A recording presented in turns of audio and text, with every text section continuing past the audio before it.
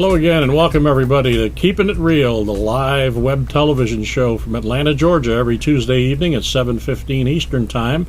I'm your host, Dennis Aloia, and we're going to have another terrific show again this evening.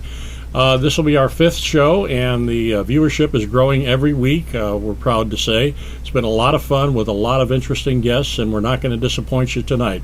I wanted to mention before we get started that you could actually live chat with us during the show. Just go to your computer screen there, and I think it's on the bottom left corner. You can enter a message. I've got a screen in front of me, and hopefully I'll have time to recognize a few of the chatters out there.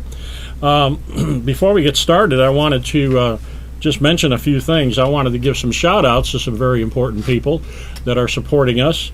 First one is Mr. Earl Hayes. He's with American Hearts Radio, our sister company up in Hamilton, Ohio. Earl, thanks for all your support and your staff there. We really appreciate it. Mike Aloia, the founder of Harmony Booking, the parent company of this television show as well as the radio shows. And also the family of Sergeant Bo Bergdahl. You're in our thoughts and prayers. Bo has been held captive in Afghanistan for about 1,150 days, and we're praying for your early release. Tonight, we're going to do our commercial time a little bit differently. Harmony Booking is a company that has a lot of different excellent, very professional talent available for venues across the country. So what we're going to do during our commercial breaks this evening is focus on some of those folks that are part of Harmony Booking and that are available to be hired through Harmony Booking. And you can access that by going to harmonybooking.com and taking a look at our website, and you'll see all the different players. Some of the people you might want to watch for tonight on that commercial break are Mr. Dallas Smith, a great magician that lives in Tampa, Florida, Mr. Bob Rotundo with American Hawk, a fantastic band up in New Jersey, and I'm using their song called These Colors Are Mine in the first commercial break. Peter Hefty, great ventriloquist, fun guy. He is out of Milwaukee, Wisconsin, and he'll be starting a new radio show with American Hearts Radio very soon. Roy Carter, a country singer who is absolutely fantastic. The gentleman lives up in Indiana. So we're giving you a reason to watch our commercials because you're going to be entertained during the commercials. It's not going to be boring. Mr. Lonnie Hill out in Denver, R&B singer, was on Soul Train years ago. Saw the video the other night, was very impressed. You're a real talent out there, Lonnie. Look forward to working with you. He'll be having his own show pretty soon on American Hearts Radio. A gentleman that couldn't make it tonight, and I just wanted to give him a shout out and hope he's doing better, is Mr. Joe Turner. He's a corporate magician here in Atlanta. Very, very good at his art, been doing it a very long time, and I hope to have Joe in the very near future as one of our guests. Also, I wanted to make mention of the fact that we are the home of the $20 web television ad. You can't get any more less expensive than that, I don't think. And I'm proud to say that we are welcoming a brand new sponsor tonight, and that is Happy Amp. Happy Amp. And I happen to have one of their devices right here in front of me because this is my personal Happy Amp. I have been using this little device for about 2 years in all the shows I do. I'm a professional magician and comedian, believe it or not. And I wanted to tell you about this little product because you don't have to be an entertainer to have a need for this. Maybe you belong to a church group. Maybe you have, kids in school and you want to come to their basketball game and cheer them on. This little thing is very powerful. I have entertained people in the gymnasium with this, and the sound is incredible.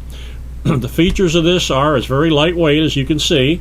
It comes with a carrying bag. It has 2 belt pack transmitters, as well as 2 headset microphones and 2 lapel mics. It's amazingly effective for people up to 400 in an arena or in a, let's say, a gymnasium. You can plug the music into the backpack and use it remotely if you have an MP3 player. It's got an internal rechargeable battery. It's completely wireless, and you can get an optional hand microphone for only $19 to accompany this. This entire unit only costs $249. Pretty incredible when you look at other devices on the market that are probably 2 to 3 times more expensive than this. I highly recommend that you purchase the $4.99 guarantee on the product. If you should break a piece of it or lose a piece of it, I can tell you the customer service is fantastic. They replace it within days, and you get some really personalized, great service. So go to www.happyamp.com happyamp.com to look it up, or call 1-800-504-4800. And welcome Happy Amp as being one of our sponsors on our show. We're going to be talking about Happy Amp for the next several weeks and hopefully beyond that. We're going to get ready and take a short commercial break, and then we're going to come back with a new segment that I'm sure you're going to find informative and probably will enjoy quite a bit. So with that, I'm going to ask my engineer, Mr. Al, to take it away and do a short 30-second break. Don't go away.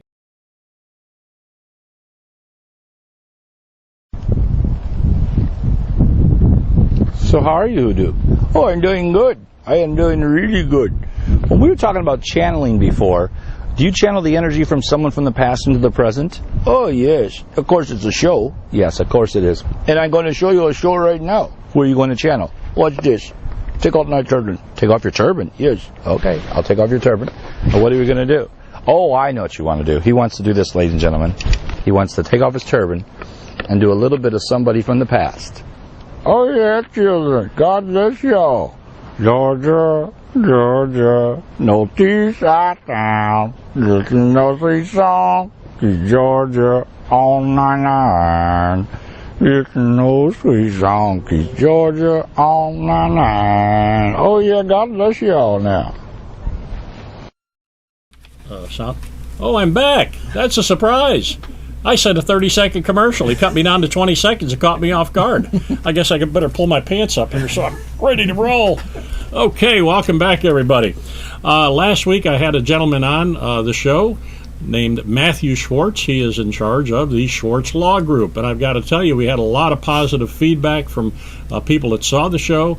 They found his segment very interesting and very informative, so I've asked him to come back on a regular basis. So we're going to take the next couple of minutes and we're going to call this the Schwartz Legal Corner. And Matt, I want to welcome you back to our show. Thank you for coming back. Oh, thanks very much for having me, Dennis. I had a question for you. Before that happens, yes. I have two very important clients that I need to address. Very important clients, VIPs. Yes, VIP. I'm talking about Ari Schwartz and David Schwartz. And the message I have for you is make sure you finish your homework, get to bed on time. I'll give you a kiss when I get home, okay? All right, we got that. Thank you. Okay, Matt, I had a burning question because you're an entertainment attorney, yes, primarily, although you do other things very effectively. I had a person ask me this, and I wanted to run it by you. If somebody is inclined to write a book, a screenplay, and they want to hire somebody to do this project, that they can't do it alone, or they want to get some, other heads working to help them, what should they be aware of from a legal standpoint that maybe, the folks wouldn't know otherwise? It's a very important question. If you're going to set out to do something creative, something that for which you can get a copyright in, and that would include a screenplay or even a graphic piece of art. It could be written out, choreographed dance moves, whatever it is, and you want to hire somebody to help you. You really need a special kind of agreement to do that. And you may think that if you're paying somebody money and you have a written agreement that says that you're going to own whatever this person is going to help you create, that would be sufficient for your needs. But if you thought that, you would be wrong.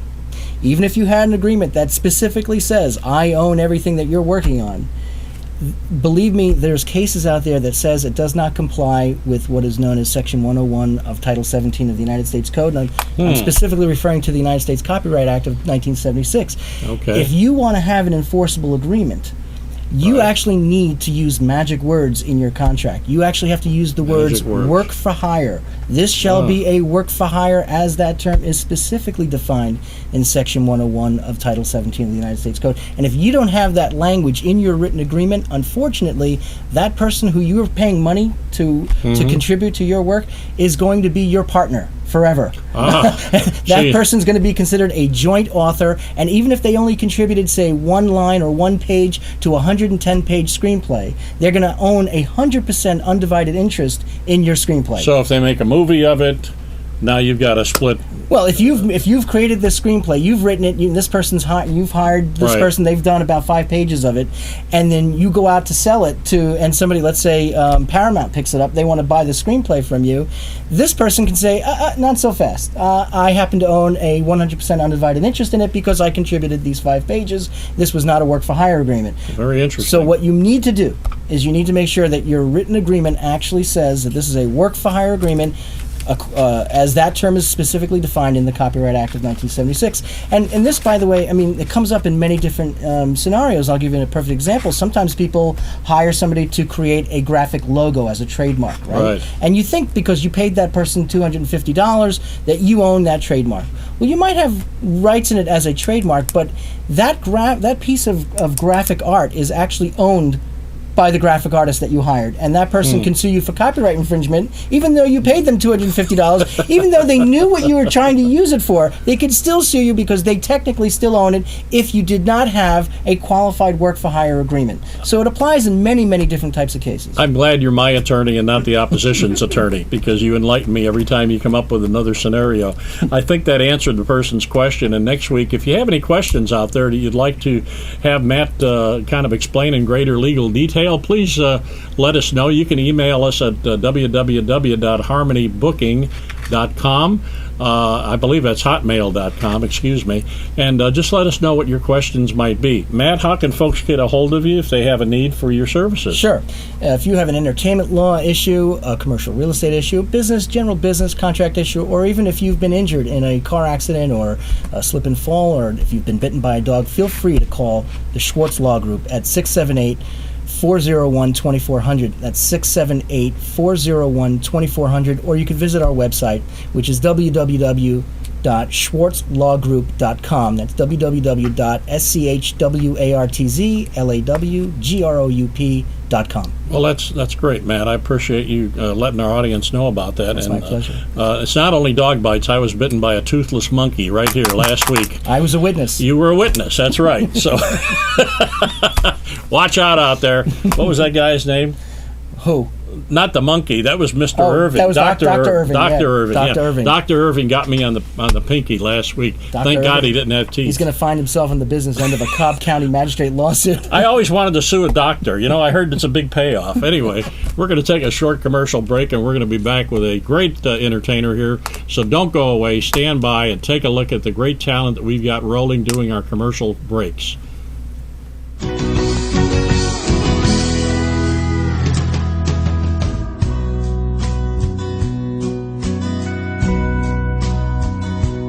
I gave 3 years to my country and a few more in reserve. Gave me back all that I needed, maybe more than I deserved. But now I hear a rumbling, people trying to tear us down. Well, it's time to stand up tall and never give an inch of ground. 'Cause these colors stand up and these colors will fight.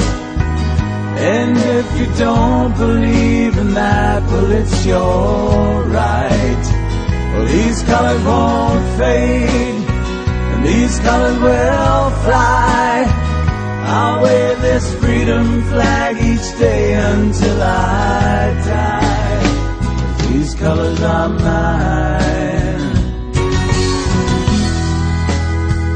These colors are mine.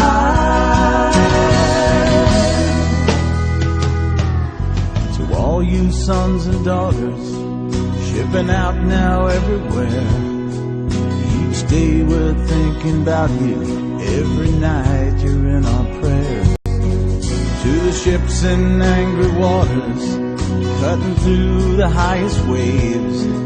Godspeed to you and courage from the home of the brave. 'Cause these colors stand up and these colors will fight.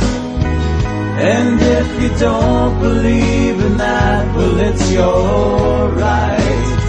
Well, these colors won't fade, and these colors will fly. I'll wave this freedom flag each day until I die. These colors are mine. Well, these colors are mine.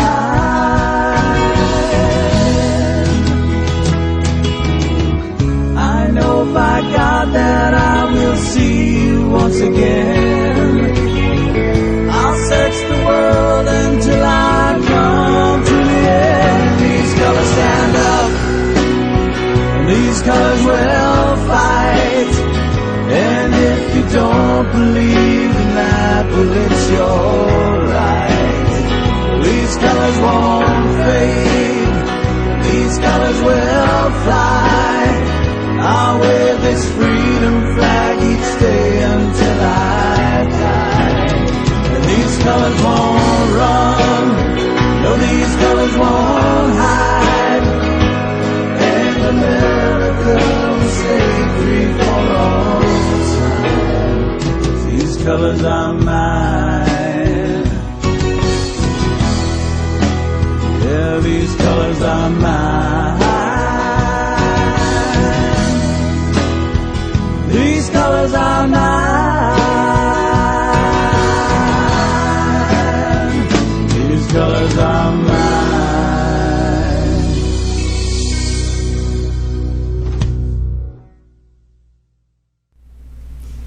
Hi, and welcome back, everybody. I sure hope you enjoyed that song by American Hawk. You can go to their website at AmericanHawk911.com.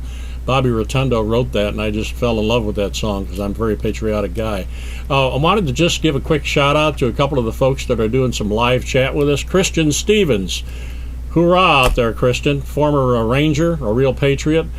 Justin Gibbs. I'm glad you're liking the show, Justin. And Lee Bird, I see your chats. Thanks a lot for watching and supporting us. I kind of jumped ahead of myself a little bit before the commercial break. I said that we're going to have an entertainer in this segment. Well, actually, I forgot, having the fact that I'm getting a little bit older here. Our first segment is called Everyday Heroes. You know, everyday heroes come in a lot of stripes. Everyday heroes are service people, veterans, first responders, police officers, EMTs. I have next to me an everyday hero. This lady is named Helene Prakash. Welcome, Helene. Thanks, Dennis. And she is a person that is in charge of a school called Lecotech here in Atlanta, Georgia. It has several campuses. And I do several magic shows a year there. And this school basically works with and teaches children with all kinds of mental and physical disabilities. And they have to have a supreme amount of patience and love to do this for these kids, and the response that I've seen among the kids is just fantastic. So, Helene, I think you and your staff are certainly qualified as everyday heroes. Welcome to the show. Well, we're trying to make kids with special needs just ordinary, typical, right, and interact in their environment with their school friends, with peers. And how we do that specifically is sometimes might require an adaptation. Okay. So I brought something to show the viewers to get an idea. Okay. For a child who can't use their hands that well. Well, let me ask you before you get into that. What kind of special needs? What kind of special needs kids do you get at your school? Are they autistic? I've seen some of them that are obviously physically impaired, but what other kind of categories are they in? Children with Down syndrome, children with cerebral palsy, children with autism, children with very rare genetic disorders. Yeah. There seems to be a higher incidence of both children with rare genetic disorders and a higher incidence of children with autism. Now, I noticed that you use the computers a lot with all the kids, and they seem to respond to that quite well. They do, and sometimes, again, there might be an adaptation.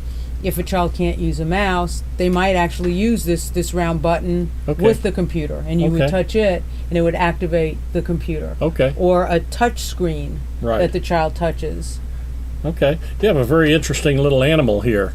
I'm trying to figure out, is that a buffalo? Yes, it is a buffalo. Okay. That's a buffalo. And so if you couldn't turn that little on-off knob, we've adapted him, so you just press this button. You go ahead and do it. Okay. Yeah. I wish I could move that quick when somebody pressed my button. There he goes. He's off and running. He's off and running. That's great. So instead of an on and off button, you've adapted it for kids that may have a problem finding that on and off button. That's right. Or just don't have the dexterity to actually turn. But our goal is for every child to experience success and to be able to say, aha, I made that happen. Right. Well, you're certainly reaching your goal, because I've seen the results of it when I've been there and have talked to and entertained the kids. I just love going there. The reaction has been just fantastic for what I do, and I see how they respond to the teachers. How many campuses and how many teachers do you have total? Well, we started in the basement of Easter Seals almost 30 years ago. Wow. And we now have 6 locations in Atlanta, Gainesville, Fayetteville, Duluth, Alpharetta, and Kennesaw. All metro Atlanta suburbs, Pretty basically. much. Do you have any other campuses out of state? There is a National Ecotech in Evanston, Illinois. Oh, yeah, I know where that is. I'm from Chicago. Yeah.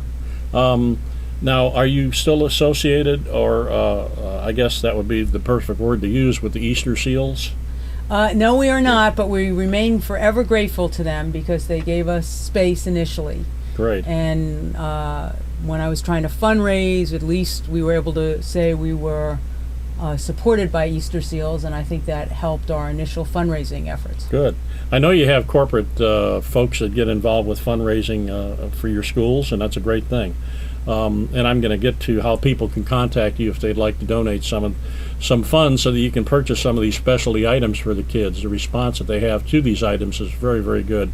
You've got a little item there to the left of me I'd like you to show the audience, Helene. What is that? This is a puzzle that actually was made for us by a gentleman who actually is now deceased. He was with the Atlanta Optimist Club.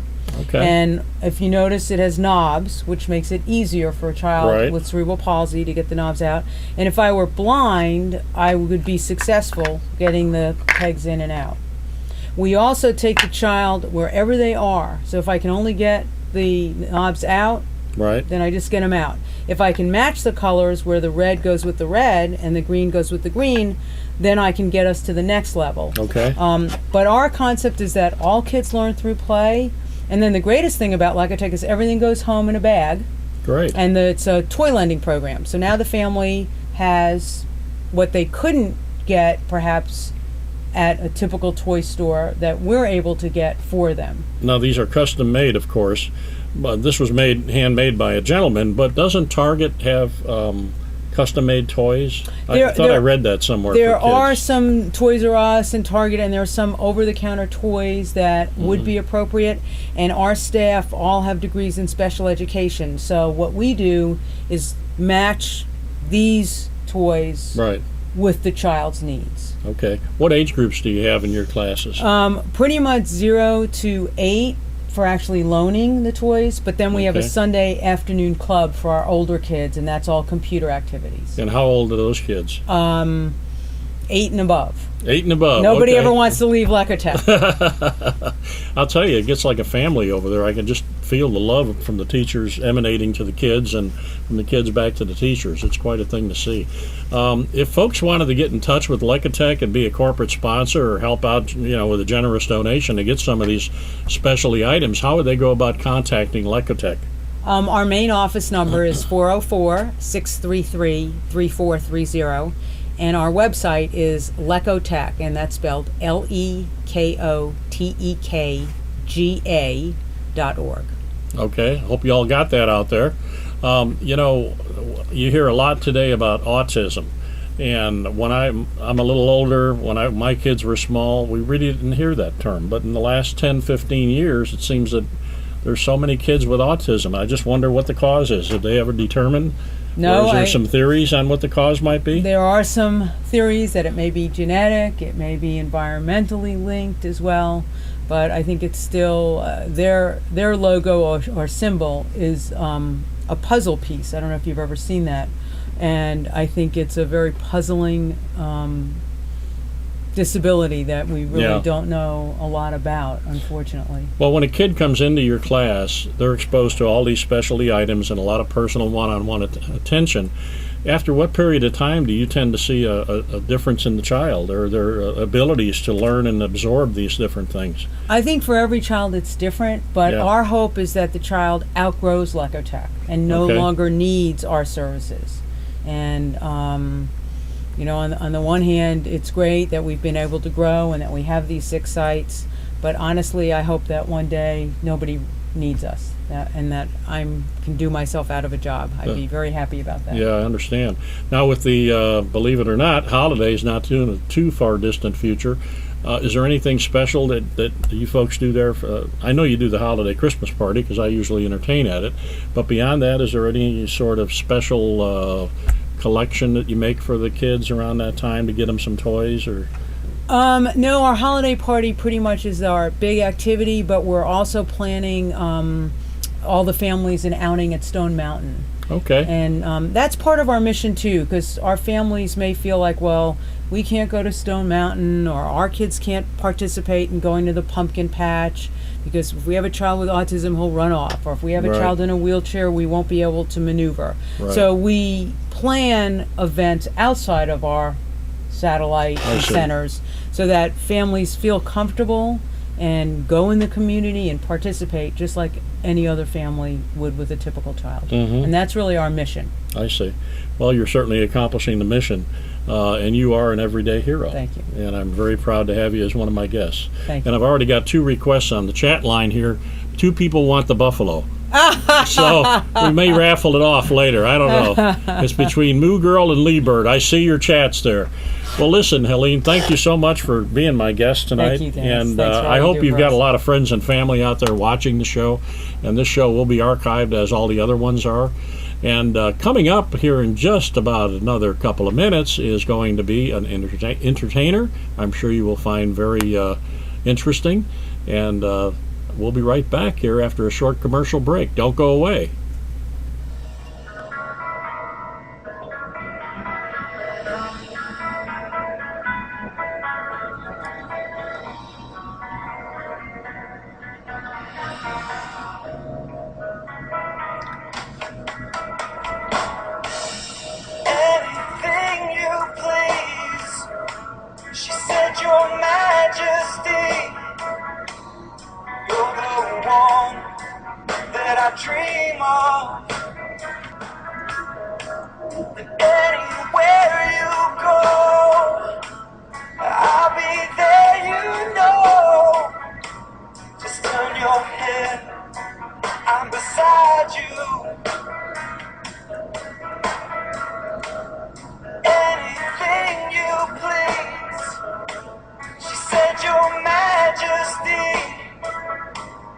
You're the one that I dream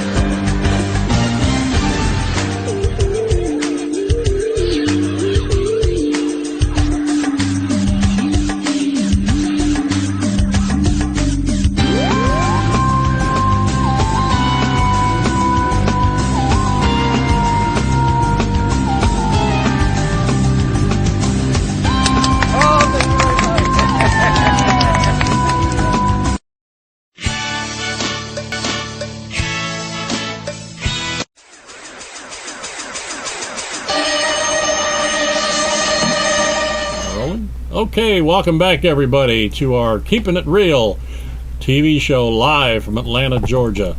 My next guest is a very interesting young man. I'm going to read what he sent to me. This is in his words. Being raised in the Deep South with a multicultural family, Marvin Lee quickly learned how stupid, narrow-minded, and intolerant people could be. Unfortunately, those people were usually his family members. But at least they were equal opportunity, narrow-minded, and intolerant people where race wasn't a factor. It was only in the real world where Marvin saw these feelings in others being rooted in skin color. In school, Marvin noticed that his white friends would ask him about the things that black kids did, and the black kids would ask him about things that the white kids did. Marvin found himself becoming an ambassador between the races.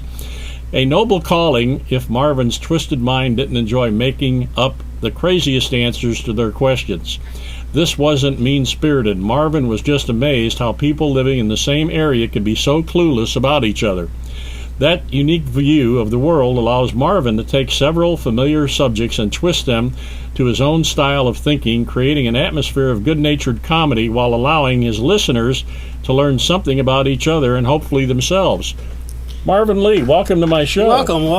I love that because you've got a mission here within the context of your comedy, trying to make people understand each other a little more. And I think that's a noble thing. Well, yeah, I guess it tried to be. What happened is a guy was actually saying, hey, we need to write something about you, and I didn't have anything to write, so I just started putting down some stuff like this and wrote that. Just whatever came to your mind there. But actually, you know what the thing is? That is actually true. It was weird because when I grew up, I mean, like here you have a lot of different groups and nationalities, but I actually grew up in a place called Dolomite, Alabama, which you have to look at it on the map, but it was basically outside of Birmingham. And you really had two people. You had black people and you had white people.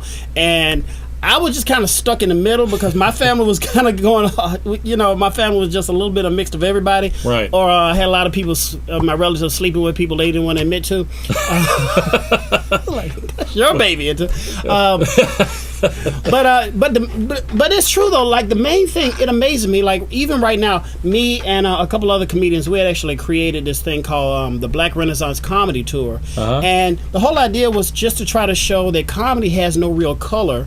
It doesn't matter who you are, whatever. It's just about laughing. And what we did is we had a thing. It was me and it was 3 other comedians, and we're all of them. We all took different segments of just life. I dealt with a lot of relationship issues. Another gentleman dealt with a lot of stuff about politics. One guy had music. Another guy talked a lot about family life. Just normal Americana slice of life stuff. But the thing is, everybody in the audience was white. Mm-hmm. And what we were trying to show is it didn't matter. But the weird part is if there was a agent or a booker out there that was trying to book this event and knew that the predominant audience was going to be white, they would not have considered a black comedian at all. I see. And that's a very sad fact thing that I see here, just in the comedy industry. It's pretty broad in a lot of the different industries anyway, but as far as comedy, it amazes me. I never get judged by who I am and what I have to say. Mm-hmm. And we're in a business where you actually get judged more by the messenger than the message. And it was one of the things that just really, really bothered me. Now, I actually kind of get away with a lot of stuff because I go places and people go, oh, okay, yeah, and I try to be really good-natured and fun-loving and having a good time. But I'll put in that little twist, and I'll kind of mix it up. And then, here's a good example of what I try to explain to people. One time this lady came up to me, this little old Jewish lady she came straight out of typecast and she was down in Florida.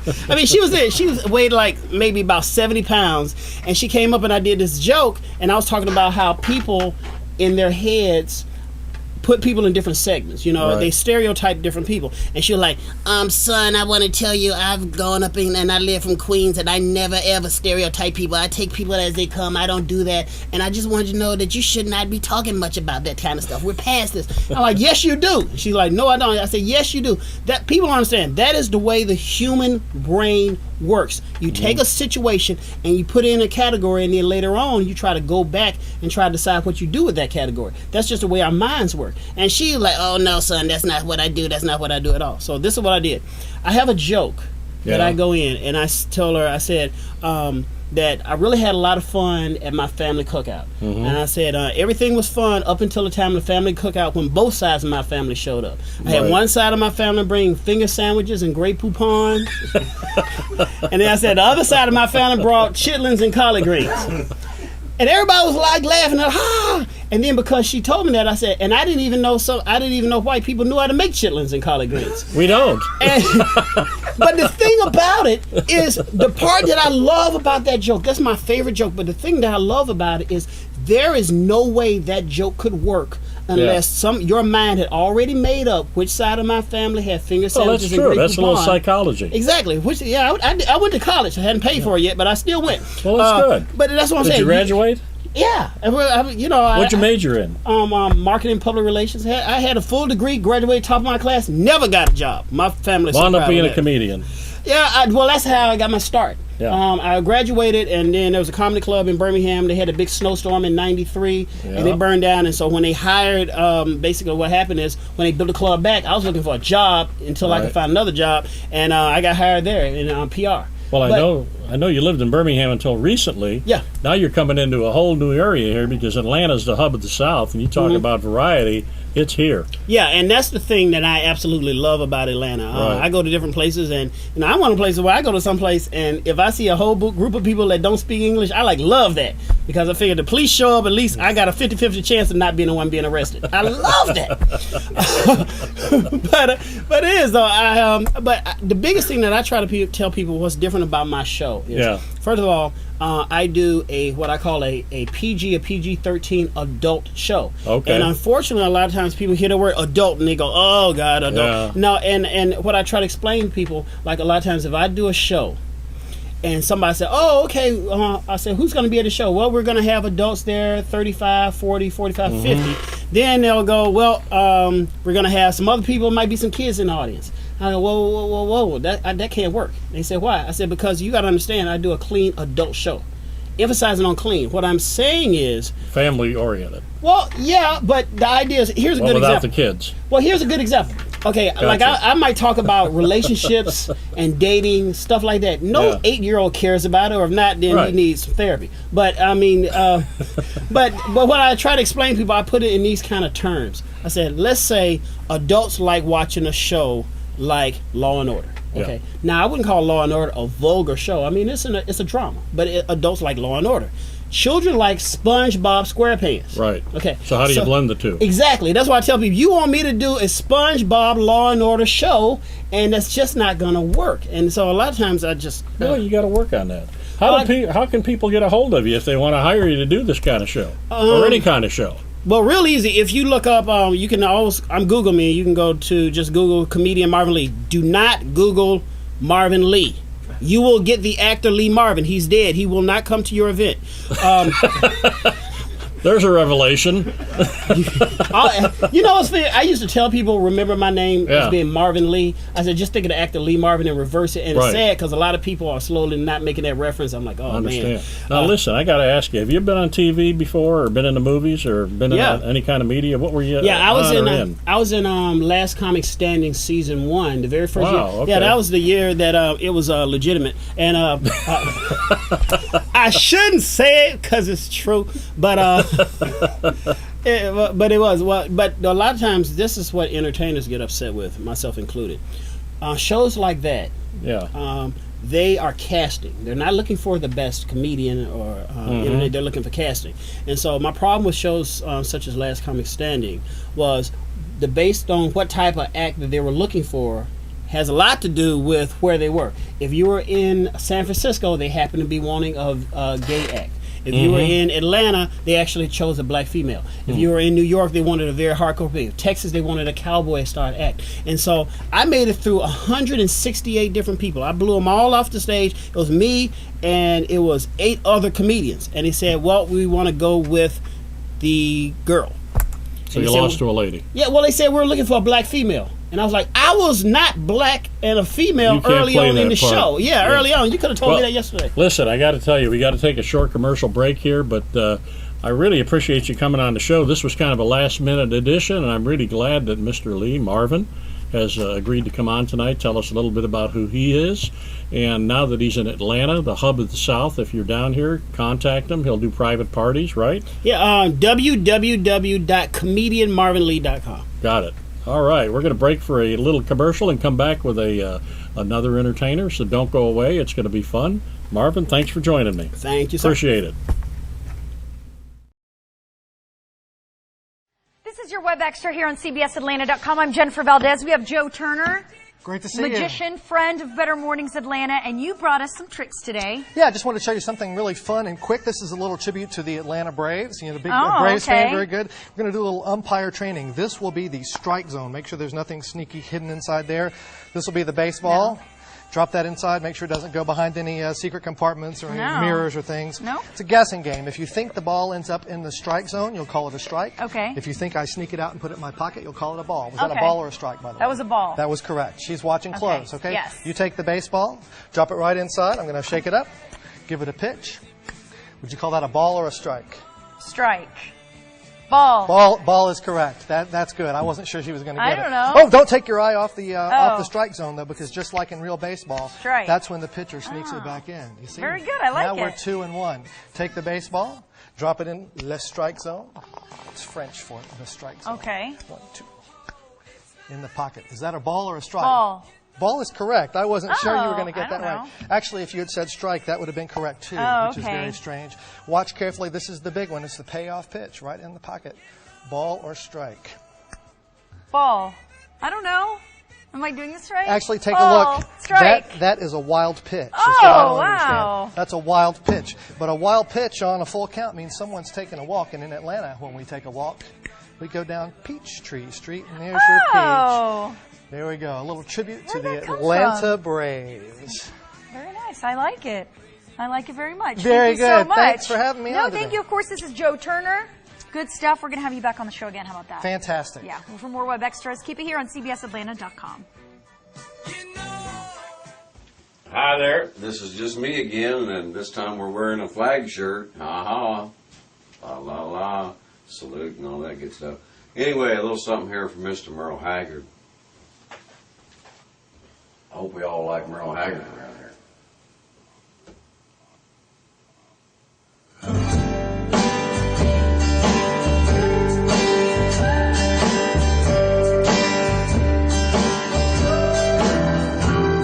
Today I started loving you again,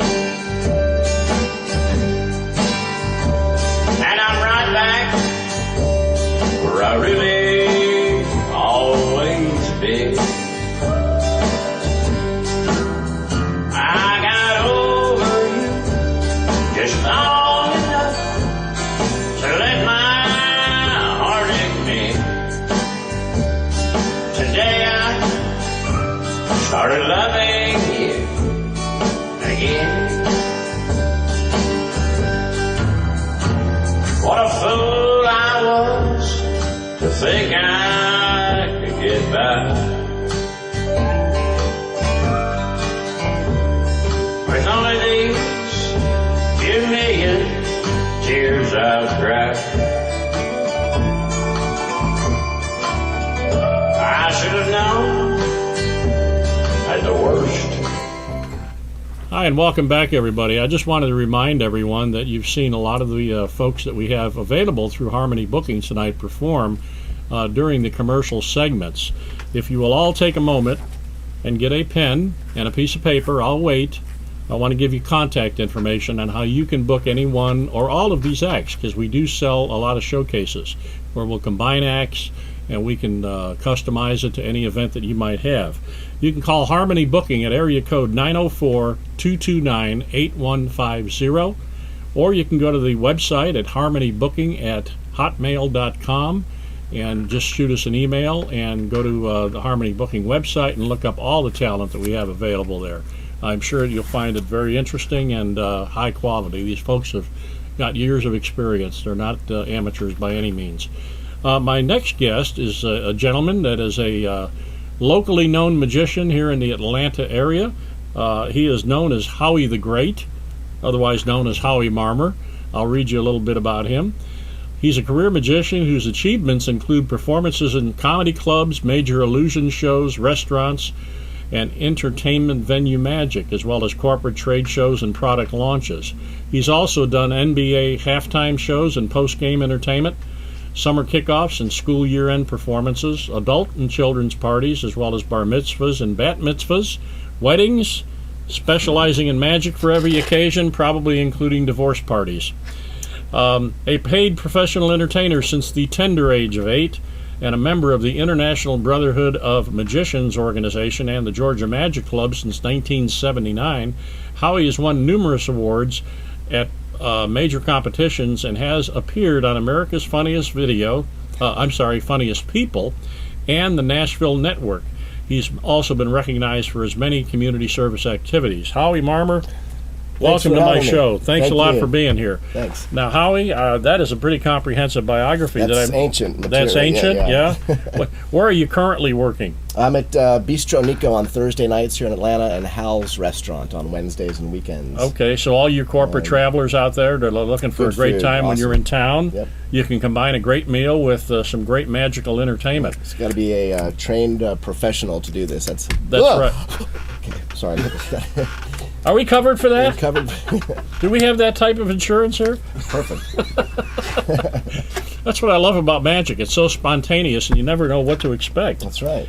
So you've had an interest in magic since age 8. That's right. Yeah, actually at 5, I became interested in magic at the age of 5. My father used to have poker parties. One of his buddies was a magician, so I'd bring down the potato chips, get to see some magic before bedtime. That's and great. I said, how do I learn? He said, read books and practice, and that's what I did. That's My what first you did. gig, I was 8 years old at a 5-year-old birthday party, and wow, I'm hooked. Was it a paying gig? It was, yeah. It was fantastic. That'll even whet your appetite even more. That's right. It was great. Well, I know you brought a couple of things with you tonight. I'm going to start out with an illusion that you can actually do at home right now. So what you want to do is put your fingers together like this. I'll let you folks at home do this. Yeah, try this. You put them about eye level and about maybe 12 inches away from your face. You want to focus on me or your television or your monitor. Not me. Focus over your fingers. Right. And as you do this, you'll see a third little sausage finger appear in between your two fingers. If you bring your fingers apart, the little sausage finger gets smaller. If you bring your fingers closer together, it'll get larger. And again, you're going to focus away, and you'll see this little third sausage finger. Is it working for you? Do you see it happening? Did you try it? No, I didn't do it. Well, this is the advanced version. The advanced version looks like this. Here we go. Yeah. Okay, so it's this kind of thing here. You don't want to ever do this or this or this. It's just right in here. You see that? So. Got it. That's interesting. Yeah. Did you create that? No, I did not. No. Oh, you stole that from another comedian yes, or magician. Of course, absolutely. Okay. I have quite a few things I have This is my invention. This particular model. It works automatically. Just what do you call that thing? I call it the burning billfold. The burning billfold. Burning billfold. Interesting. It's got real money in there too. It does. Yeah, absolutely. The obvious question is, why doesn't the money burn? Well, you can actually catch it. It's designed to burn the bills on purpose. So if you have the bills up a little bit, you can get them to catch. I got you. It really did start burning. Yeah, that's amazing. Sparks flying out. So. Okay. Yeah. You do mostly close-up magic, don't you, Howie? I do stage. You do stage. You do some illusions as well. I do. Absolutely. Okay. Well, what kind of illusions do you do on stage? I've got a mini zag. Well, I opened for Dinah Ross at the Phillips Arena, and this is at the CNN 20th anniversary. And Diana Ross, I've heard her name mentioned a time or two. Yeah. Supremes, is that the Diana Ross? It was good. It was a good show. It was a lot of fun, yeah. And I noticed you did half-time shows at the NBA games. That's right, yeah. And, of course, then you're going to do a big illusion type thing, the Atlanta right? Hawks kind of thing. Atlanta Hawks, okay. You do a zigzag illusion? I do. We all know what that is in magic. A mini zag. A mini zag. A mini cube zag where you actually put tubes through the person and a piece of metal, and you take the bottom completely off. So sounds interesting. I don't think I'd fit in the box. Maybe we could do that. We could. Yeah, you think so? Sure, we could modify the box. Speaking of boxes, I have a Speaking problem of with this every time, Dennis. Every time I take these out of the box, they won't go back in. I keep losing all the boxes. Interesting. It's terrible. Isn't that strange? Very interesting. So the box has disappeared. Yeah, we've got a lovely assistant here from earlier in my show. Mind reading experiment. Come on up here. Do you believe in mind reading? Sure. I knew it. I had a feeling. Okay, so we do a little mind reading experiment here. I don't know what's Helene. coming. You don't know your name? Helene. That is correct. Very good. Yes. Actually, Helene, that was my name when I was a little girl. It's kind of amazing. I'm going to try a little mind reading experiment for real here. We didn't prep this. Hold your hand like this, and I think I may be off by 1, but I'm going to give it a shot. Raise your hand a little lower. Perfect. Okay, that's good. Say a number out loud, 1 through 10. 5. Excellent. 5, any particular suit you like?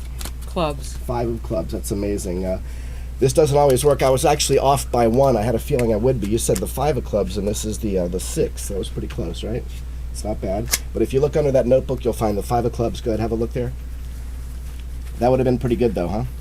Would have been a great trick if it worked. I'll tell you what, watch. I'm impressed with the premise. We're going to go with your intuition. Helene, anytime you want to, simply tell me when to stop. Here we go. Stop. Which one? Where are we stopping? Stop. This one or this one? This one. Okay, that's the beginning. Here we go. That's the middle, and that's the end. Common theme. Now, wouldn't it be a miracle if this were your card, the 5 of clubs? She's amazing. She's good. I'm not sure how you did that. Awesome. I like it. Good job, Helene. Here, take out a random card, but don't show me. Any card you like. Show it to the audience. Try not to get the 5 of clubs. Uh-huh. Did you get the 5 of clubs? Oh, no, I wanted you to pick a different one. That was the one. So, look, you got the 5 of clubs. Here, take out one more there. Any card. There's plenty. You get a third chance at this. Just take one. Show it to everybody. You got it? Yep. Good. A different card. Back in the center.